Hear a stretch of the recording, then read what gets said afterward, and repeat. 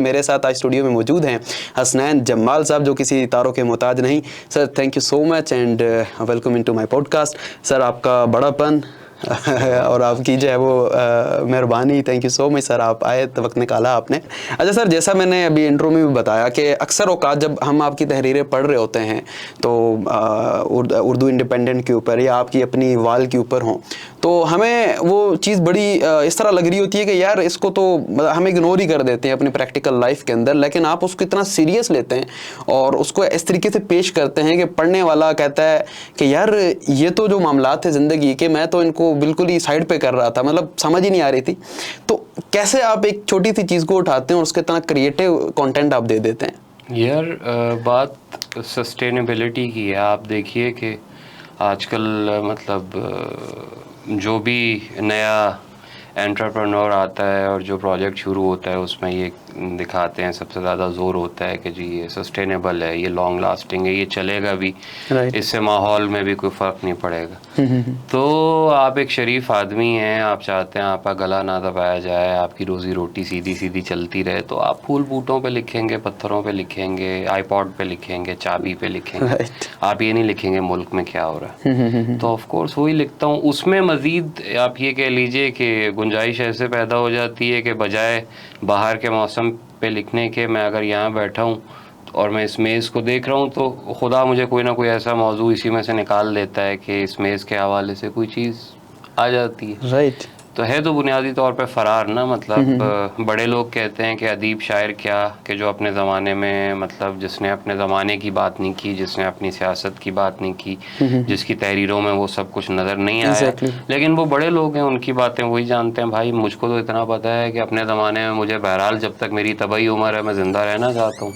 अच्छा। तो मैं वही सारे काम करना चाहता हूँ जो मतलब सस्टेनेबल लॉन्ग टाइम के लिए चीज़ें चल सके, जिसमें अपनी ज़ाती सस्टेनेबिलिटी भी हो। Exactly right. ठीक है सर, क्योंकि हम देखते हैं ना अक्सर जो भी हमारे सहाफ़ी हजरात हैं, मतलब सबकी वॉल्स पे चले जाएं तो उनकी नहीं लगता कि वो मतलब इस तरह के टॉपिक्स हमें नहीं मिलते। उनकी वॉल के ऊपर हमें या उनकी बातों के अंदर हमें जो चीज़ देखने को मिलेगी वो इन्फ्लेशन के ऊपर बात करेंगे, वो जनाब आपके इंस्टीट्यूशंस के ऊपर बात करेंगे, जो करंट सिनेरियो चल रहा है उसके ऊपर बात करेंगे, लेकिन आपका जो नुक्ता नज़र होता है वो ज़रा हट के होता है। यार वो सब चीज़ें असल में चल रही हैं, मतलब ये कि महंगाई है, मतलब फाड़ू किस्म की महंगाई है, शदीद महंगाई है, इससे किसको मतलब वो है।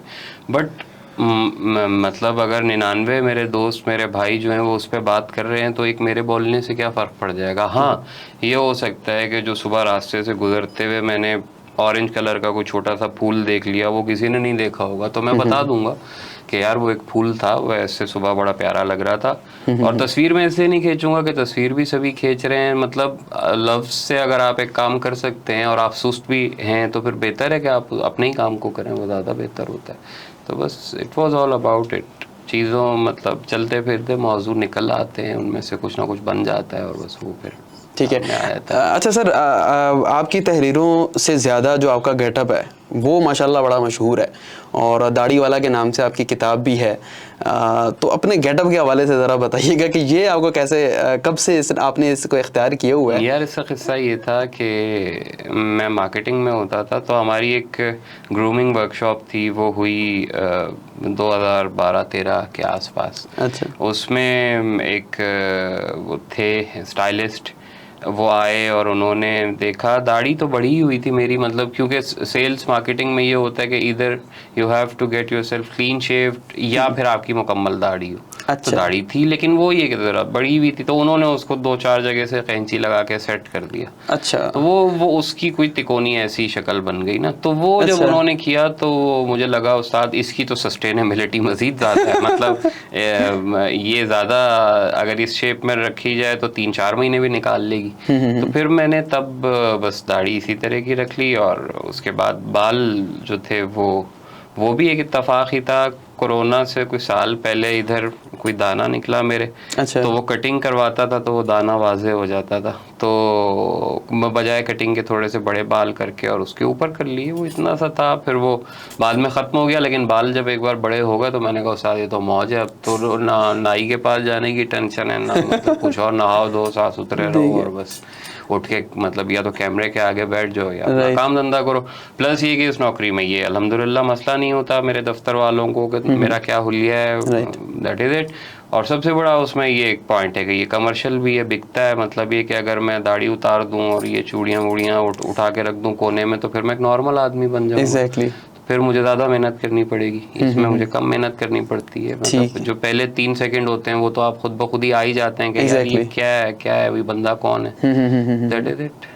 मतलब वो आपका एक तारुफ बन चुका है। हाँ, तारुफ बन चुका है या बन जाता है आगे नए व्यूअर्स के लिए, तो बस वो यही है। एग्जैक्टली। इस तरह से। अच्छा, मैंने आपकी किताब का तज़किरा किया तो उसके अंदर आपने फरमाया कि जो है ना उसके अंदर कोई दाढ़ी के मुतालिक चीज़ें नहीं लिखेंगी बल्कि वो आम ज़िंदगी के मुतालिक चीज़ें लिखी गई हैं, लेकिन उसका जो टाइटल है दाढ़ी वाला, ये कैसा ख्याल आया आपका? यार ये बस ऐसे था कि हम लोग सोच रहे थे, मैं और मेरे पब्लिशर, और उसके बाद फिर ये हुआ कि अमर उनका नाम है, तो अमर भाई ने एकदम मतलब कहा कि यार दाढ़ी वाला नाम ये कैसा रहेगा। अच्छा।